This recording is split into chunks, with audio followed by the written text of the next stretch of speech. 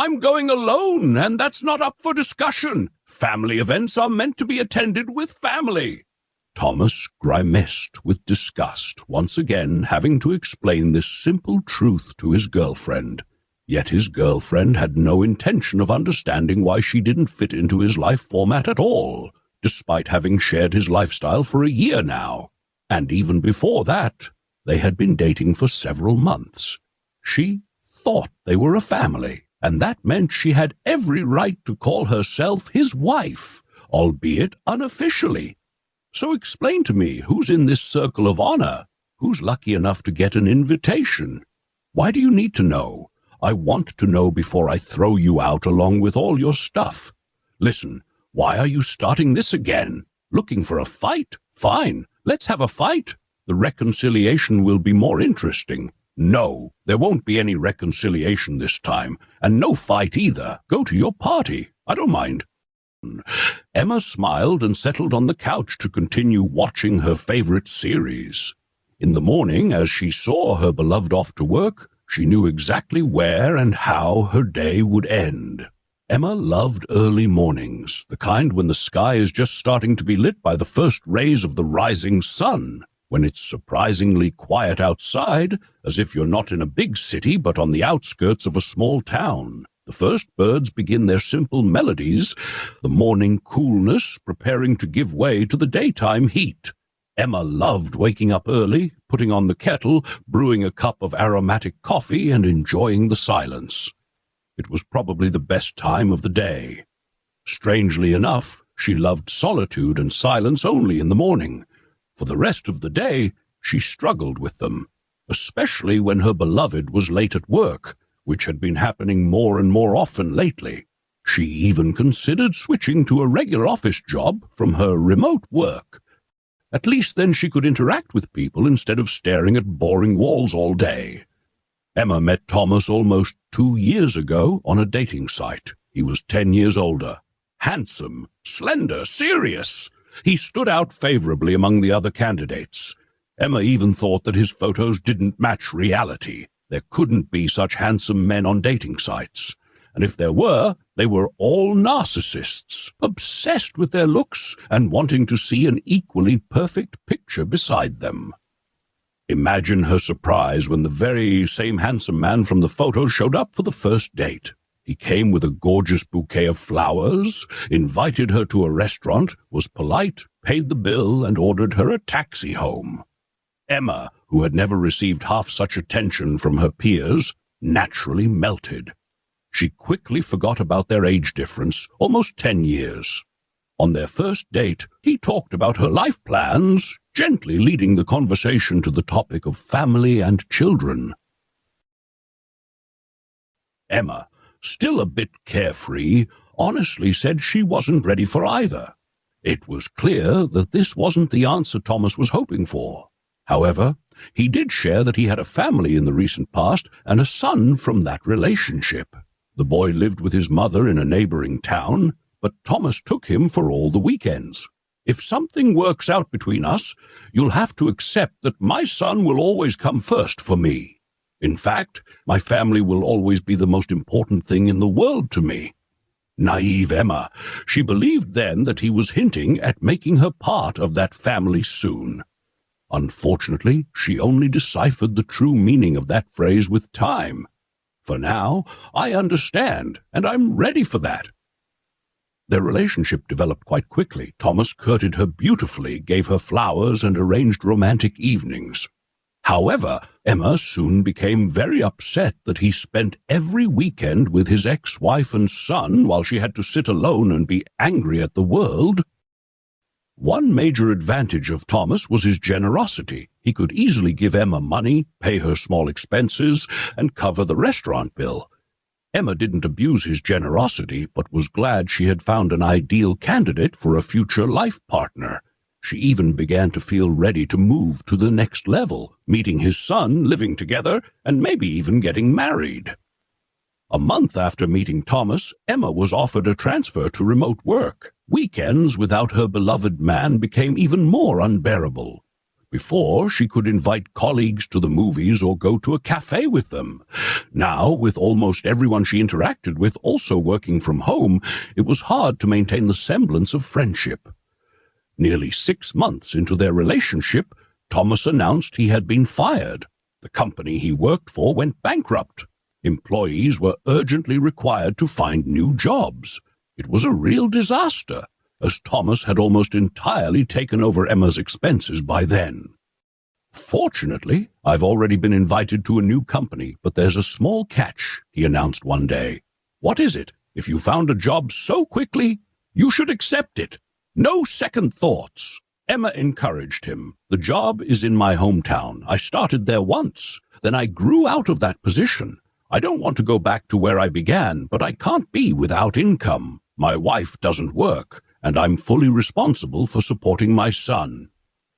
It seemed Thomas didn't even notice how he referred to his ex-wife. But Emma, it cut like a sharp knife. She decided to gently correct him. "Ex-wife? What? You meant to say your ex-wife doesn't work?" "No, why would you think she's an ex? We're not officially divorced. Why would I do that? She'd start dividing assets, determine living arrangements and visitation rights. Alimony wouldn't be far behind. Why would I need all that? I don't like to make a scene." "What do you mean?" "You're still married, you support your wife and child, while your circle isn't aware of your problems. And what is there to divide if you left everything to her? No, I own the apartment, and my wife and son live there temporarily, but we have other assets I wouldn't want to split." "I see." Emma had another question on the tip of her tongue, one she couldn't bring herself to ask. "Who am I in this story? What role have you assigned to me? Why did you even bother meeting me and making me fall for you?" However, she decided to patiently wait for her beloved to explain. "Well, yes, so what? It's convenient for everyone. I don't like sudden changes. For instance, since childhood, I haven't liked tea with milk and milk soup. It's disgusting with that film on top." Emma listened as her beloved launched into a lengthy explanation of how much he valued comfort and consistency in everything, down to the smallest details. She listened to how he skillfully avoided the main topic and couldn't bring herself to steer him back to the most important question. What place did she hold in his life? The question resolved itself soon enough. A week after the conversation about his layoff, Thomas remarked, "It's very good that you work from home. You can move easily and without difficulties. I've taken care of the housing situation. Now you just need to pack your things." "I don't understand. What are you talking about?" Emma's heart was ready to jump out of her chest. She understood. She understood everything. He was asking her to join him in his new life. He wanted to move forward with her. He loved her. She had become part of his inner circle. "What do you mean?" "I'm moving to my hometown. I can't commute to you every day, and I spend weekends with my son. So you're coming with me. If you want, I can rent you a separate place, and I'll stay with my parents." "But I thought you were ready for the next step, so I rented an apartment for us. It's not that much of a luxury, but it's no worse than my current place." Emma almost fainted with joy. The question of living together and marriage had been hanging in the air for a long time. She had already spent several nights and days at his place. She liked their domestic life together. Thomas was tidy, didn't demand gourmet meals, and often invited her out to dinner. Emma was sure that in the new place, everything would be the same. If only she knew how wrong she was, she would have stayed in her hometown and avoided the hassle of moving. The move to the new, smaller town was tough for her. There were no friends or acquaintances. All her favorite spots, cafes, cinemas, and restaurants were left behind. Everything felt foreign and hostile. On top of that, Thomas was hardly ever home. Now his salary was much lower, and he didn't want to lower his standard of living. He could leave for work at 6 in the morning and return after 9 when Emma was already getting ready for bed. She loved getting up early, so sometimes she only saw him in the morning, and then she would spend the entire day lonely. The only, though rather doubtful, advantage was her job. To avoid boredom, Emma tried to work as much as possible, which positively affected her salary. Thomas didn't touch her money, considering her job unimportant and her salary insignificant. After the move, he started treating her coolly and indifferently, as if she were a piece of furniture. He didn't listen when she talked about her work, didn't care how she spent her days. And when she tried to engage in topics that interested him, he would patronizingly say, "Honey, don't pretend you understand any of this. It looks silly. Look, your manicure is peeling. Go fix it tomorrow. Think about picking a new design. Don't clutter your head with things that simply won't fit in it." Emma was hurt by this attitude, but she had little opportunity to talk to him. When he came home, he would go straight to the shower and then to bed. He rarely even had dinner, explaining that he didn't like her cooking or that he had already eaten at his parents' or his wife's place. "Ex-wife," Emma constantly added, though she saw how much it irritated Thomas.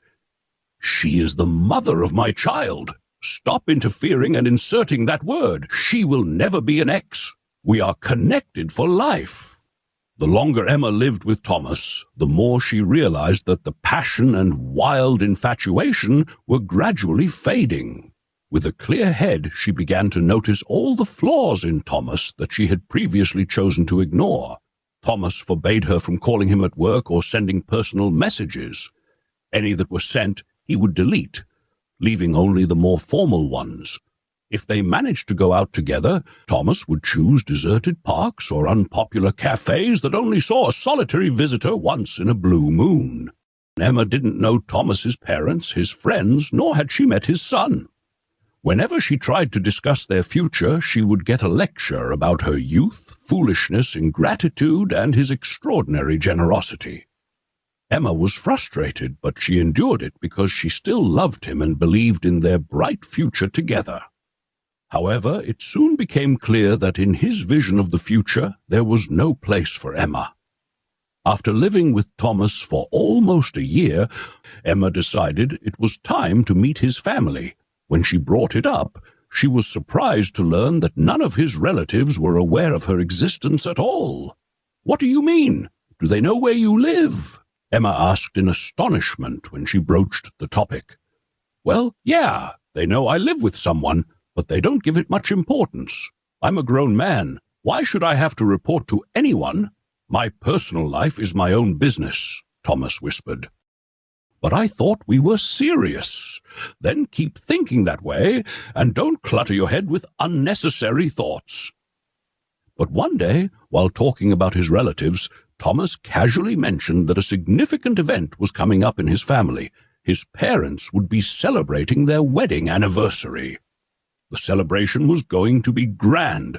All the relatives, friends, and acquaintances would gather. Thomas had been thinking about the gift for several weeks. Emma joined in the discussion about the gift, then seamlessly transitioned to discussing the dress code and her plans for choosing an outfit. After just a couple of her comments, Thomas sharply told her that she wasn't invited to the party. "What do you mean? Who are you going with then?" "I think it's logical with my family. My son, wife, and mother-in-law will be there." "So, your ex-wife and ex-mother-in-law will be there, but your current wife will stay home?" Emma was so upset that she didn't notice she had referred to herself as his wife. Thomas smirked and corrected her. "What do you mean, wife? Who would marry someone like you? You're a beautiful piece of decor, an ornament for a bachelor's life. Nothing more. Only family will be at the anniversary, and that's final. You don't belong there." Emma tried to argue, to demand explanations, but Thomas soon lost interest in the conversation. It became clear that nothing in their relationship would ever change. Looking at the man she once loved, Emma suddenly realized she had wasted so much time on him. She knew that tomorrow morning she would see him off to work, enjoy her morning coffee, pack her things, and return home to mend her broken heart.